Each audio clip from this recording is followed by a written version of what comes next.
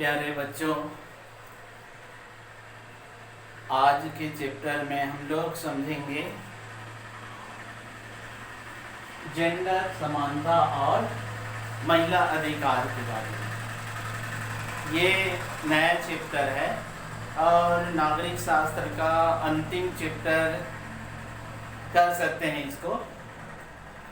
नागरिकता का अंतिम चैप्टर और महत्वपूर्ण चैप्टर है और इसको कहा जाए तो एक सामान्य जानकारी भी कर सकते हैं कि जेंडर और महिला को क्या अधिकार होना चाहिए और अपने अधिकारों को प्राप्त करके वो समाज में या देश में या राज्य में या गांव या शहरों में किस प्रकार से अपने जीवन यापन कर सकता है। क्योंकि इससे पिछले चैप्टर में हम लोग समझे अधिकार में, और अधिकार जब तक नहीं होगा तब तक के कोई भी मनुष्य है स्वतंत्र रूप से जीवन यापन नहीं कर सकता। तो उसी प्रकार से आज जेंडर, लिंग, इसके बारे में आज समझेंगे और उस लिंग के आधार पर महिलाओं को क्या अधिकार मिला है और वो अपने अधिकार को प्राप्त करके आज लोकतंत्र में कितनी प्रगति से कार्य कर रहे हैं, इसी के बारे में आज समझेंगे और इस चैप्टर में समझेंगे। प्राचीन समय में महिलाओं को अधिकार से वंचित कर दिया जाता था और वंचित होने के कारण वो पर्दे के पीछे रहते थे या पर्दा प्रथा था और उनके सारे अधिकार सामाजिक क्रियाकलाप में शामिल नहीं होना और सामाजिक बैठक में शामिल नहीं होना, बाहर कार्य करने के लिए उनको मना किया जाता था। तो इस प्रकार से महिलाओं के प्रति बहुत सारे अत्याचार और उसके उत्पीड़न उसके ऊपर किया जाता था। तो उसी के बारे में आज का चैप्टर हम लोग समझते हैं। तो इसमें जेंडर समानता, तो सबसे पहले जेंडर के बारे में समझते हैं। जेंडर क्या है? जेंडर यानी लिंग, इसको दो भाग में बांटा गया है, एक पुल्लिंग और एक स्त्रीलिंग। पुल्लिंग जो आता है इसमें पुरुष वर्ग को शामिल किया गया है और स्त्रीलिंग जो आता है उसको महिलाओं या स्त्रियों के लिए उसको लागू किया गया है। तो इस प्रकार से एक लोकतंत्र में जेंडर में समानता, कोई भी देश में लोकतंत्र की स्थापना हुई है तो वहां पर देखा जा रहा है तो लिंग जो भेद है उसको हटाकर उसमें समानता लाया जा रहा है। क्योंकि जितने भी उस देश में महिला पुरुष है उनको स्वतंत्र रूप से जीवन यापन करने का, व्यवसाय करने का, रोजगार करने का अधिकार है, मतदान करने का अधिकार है और लोकतंत्र जहां भी स्थापित है वहां पर दिया गया है। तो इसी में आज पढ़ते हैं पॉइंट, महिलाओं को आत्मनिर्भर बनाने के लिए कौन कौन से प्रयास करना चाहिए ताकि महिला आत्मनिर्भर होकर अपना और अपने परिवार का विकास कर सके, आर्थिक विकास कर सके, सामाजिक विकास कर सके और विभिन्न प्रकार के धार्मिक क्रियाकलाप जो होता है या राजनीतिक जो क्रियाकलाप होता है उसमें शामिल हो सकता है। तो सबसे पहले आत्मनिर्भर बनने के लिए पहला जो पॉइंट है वो है बालिका शिक्षा। बालिका शिक्षा, प्रारंभिक स्तर से बालिकाओं को उनके शिक्षा के प्रति ध्यान दिया जाना चाहिए और एक शिक्षित बालिका आगे बढ़ते जाएगी और अपने आने वाले जो पीढ़ी है, आने वाले उनके परिवार या उनके संतान हैं, उनके अच्छी तरह से देखभाल या उनको पढ़ाई लिखाई के संबंध में जानकारी दे सकते हैं। तो पहले जब बालिका पढ़ेगी तो कहा जाता है विकास गढ़ेगी। तो यही बात यहाँ पर है कि बालिका शिक्षा पर ज्यादा से ज्यादा ध्यान देना चाहिए ताकि ये बालिका पढ़ लिख कर अच्छे अच्छे कार्य कर सके, उच्च पदों पर जाए और जितने भी क्रियाकलाप है उसमें सम्मिलित हो सके, तो उनकी शिक्षा पर ज्यादा से ज्यादा ध्यान देना चाहिए। दूसरा जो है महिला स्व सहायता समूह।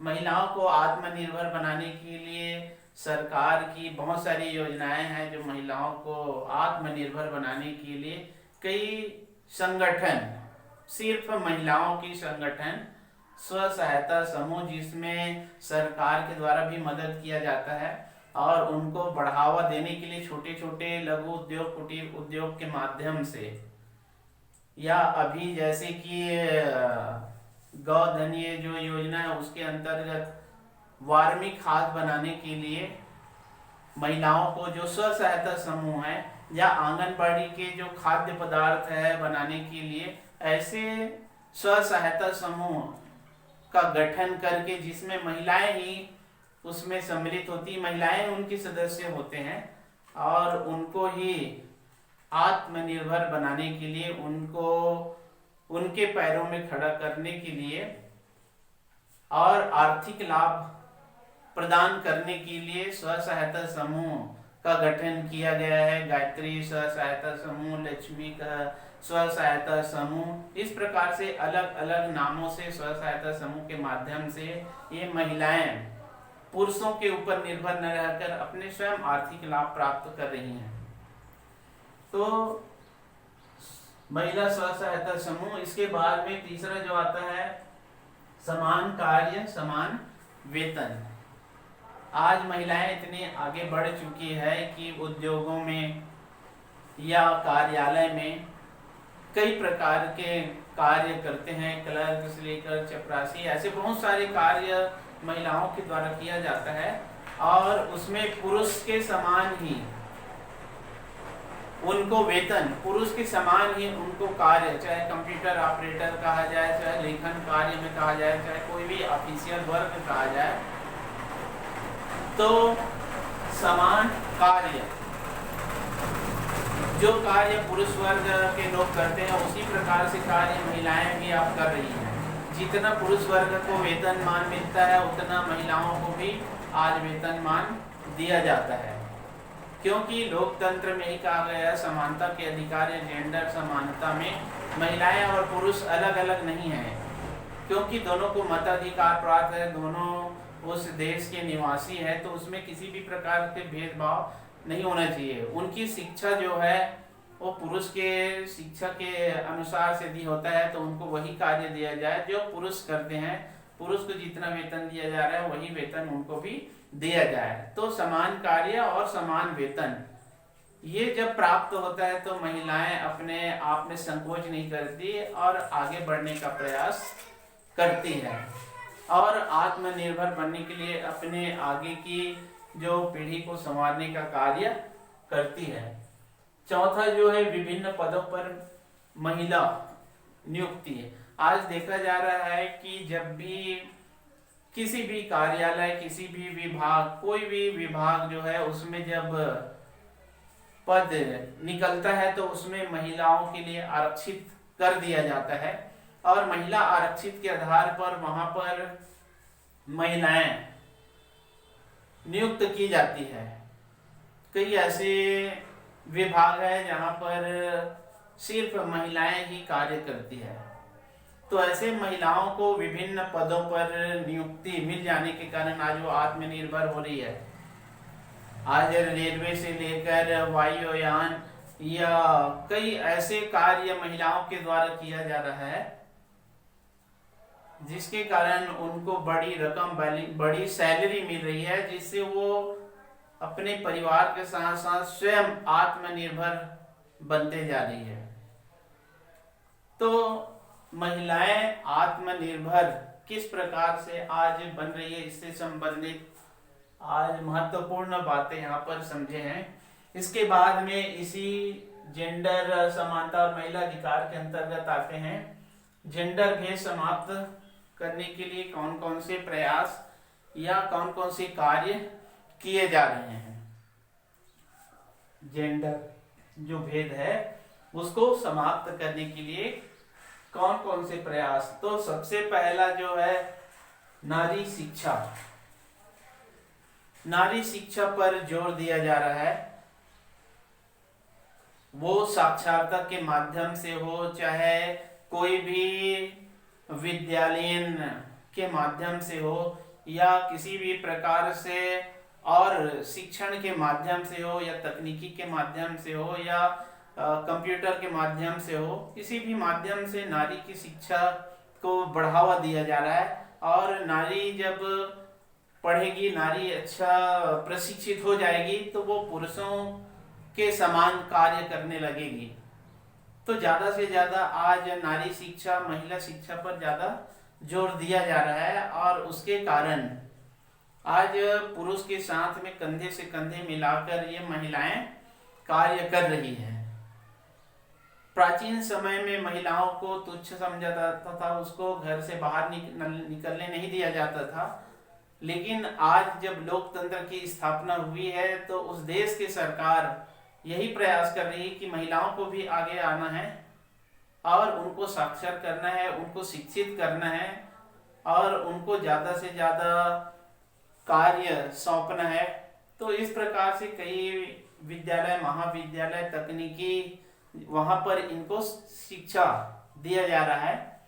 दूसरा जो है वो है सामाजिक मान्यता में परिवर्तन। प्राचीन समय में महिलाओं को सामाजिक आधार पर पाबंदी लगी हुई थी। सारे कार्य पुरुष ही करेंगे, धार्मिक अनुष्ठान में पुरुष ही जाएंगे, और सामाजिक क्रियाकलाप में पुरुष ही जाएंगे। तो इस प्रकार से समाज में जो प्रतिबंध लगा हुआ था, उसमें आज धीरे धीरे महिलाएं शिक्षित होते जा रही है, और महिलाओं के शिक्षित होने के कारण आज उनको सामाजिक दृष्टि से एक नया परिवर्तन आया है, और समाज में भी उनको कई प्रकार के पदों पर नियुक्त किया जा रहा है। तो ऐसे यहाँ पर सामाजिक मान्यता में भी परिवर्तन, प्राचीन जो मान्यता थी उनको बदलकर आज सभी क्रियाकलाप में महिलाओं को सामने लाया जा रहा है, और ये महिलाएं स्वतंत्र होकर अपना कार्य कर रही है, और समाज में भी अपना एक उच्च स्तर बनाने का प्रयास कर रही है, और समाज में भी विभिन्न पदों पर भी ये रहकर समाज को बढ़ाने के लिए प्रयास इनके द्वारा किया जा रहा है। इसके बाद तीसरा जो आता है, जेंडर भेद समाप्त करने के लिए परिवार में प्रगति।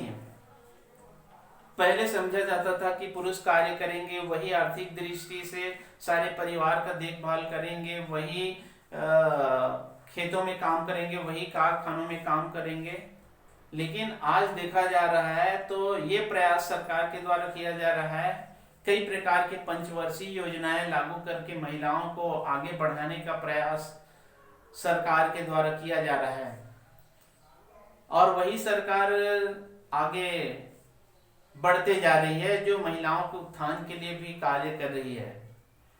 तो यहाँ पर परिवार में प्रगति, महिलाएं शिक्षित हो जाती है, महिलाएं अच्छे पढ़ लिख लेती है या शिक्षित हो जाती है, तो उनकी परिवार या उनके आने वाले जो पीढ़ी है वो भी शिक्षित हो जाते हैं, और वो भी उनके बताए हुए मार्गों पर चलने लग जाते हैं। तो इस प्रकार से महिलाएं में जेंडर जो भेद है धीरे धीरे समाप्त होते जा रहा है, और शिक्षित महिलाएं आगे प्रगति की ओर अपने परिवार को, स्वयं तो वो प्रगति करते हैं, स्वयं तो आगे बढ़ते हैं, लेकिन उनके साथ में उनके बच्चे, उनके परिवार के सदस्य भी धीरे धीरे आर्थिक, सामाजिक, राजनीतिक सारे दृष्टिकोण से वो भी आगे बढ़ने लग जाते हैं, और परिवार एक खुशहाल परिवार बन जाता है। तो इस प्रकार से परिवार की प्रगति में भी बड़ी भूमिका ये महिलाएं जेंडर भेद को समाप्त करके वो कर सकती है। चौथा जो है समाज में समाज के जो वातावरण में उसमें भी बदलाव। जब नारी शिक्षित हो जाती है, महिलाएं शिक्षित हो जाती है, तो समाज में अंधविश्वास, रूढ़िवादिता, ये जितने भी कुरीतियां फैली हुई है उनको ये दूर करने में लग जाती है और समाज में एक नया बदलाव लाती है और समाज के उत्थान के लिए वो कार्य करती है और ज़्यादा से ज़्यादा महिलाओं का संगठन तैयार करती है। महिलाओं को विभिन्न प्रकार के उनको पद दिया जाता है उनके अनुरूप, उनकी शिक्षा के अनुरूप, और सामाजिक दृष्टि से भी ये महिलाएं आगे बढ़ते जाती है। तो समाज में एक बदलाव होता है जब से महिलाएं समाज में जुड़ी है या समाज में उनको दर्जा मिला है, समाज में बोलने का मौका मिला है, समाज में उनको एक ऊंचा स्थान मिला है, तो ये अपने कार्य क्षेत्र को समझकर या अपने उस पद की गरिमा के आधार पर संपूर्ण महिलाओं का संगठन तैयार करके गांव-गांव, शहर-शहर, नगर-नगर उनको जोड़कर आगे बढ़ रही है। आज बड़े-बड़े पदों पर, बड़े-बड़े विभागों पर और कई राजनीतिक हस्तियां भी महिलाओं के द्वारा सुसज्जित दिखाई दे रही है और ये सब समाज में एक बदलाव, समाज की सोच को इन्होंने बदला है और समाज में बदलने के कारण ये आज जेंडर जो भेद दिखाई दे रहा है वो समाप्त होते जा रहा है। अंतिम में जो चलते हैं वो है राज्य का कानून। राज्य सरकार का कानून भी महिलाओं को आगे बढ़ाने के लिए तत्पर रहती है। सबसे पहला जो तो प्रयास यही है कि विभिन्न प्रकार के जो दल होते हैं उनको प्रतिनिधित्व देती है। प्रतिनिधित्व देने के बाद में जब वो महिलाएं उस पद पर निर्वाचित हो जाती है तो उनको किसी न किसी पद पर या मंत्री पद दे दिया जाता है। तो ऐसे एक महत्वपूर्ण पद पर आने के बाद में कानून, महिलाओं के लिए, उनके उत्थान के लिए कानून बनाना, उनको आगे बढ़ाने के लिए कानून बनाना, तो इस प्रकार से राज्य सरकार भी महिलाओं को आगे बढ़ाकर ये जो जेंडर भेद बना हुआ था प्राचीन समय में उनको समाप्त करके आज धीरे धीरे यही प्रयास किया जा रहा है कि महिलाओं को किस प्रकार से राज्य सरकार आगे बढ़ा सकती है। तो ये सब महत्वपूर्ण बात आज हम इस चैप्टर के माध्यम से समझे हैं, जेंडर समानता और महिला अधिकार के बारे में। इसी महिला अधिकार और जेंडर समानता के बारे में और बहुत सारे महत्वपूर्ण बात, एक सामान्य ज्ञान की बात आगे चैप्टर में हम लोग करेंगे। धन्यवाद।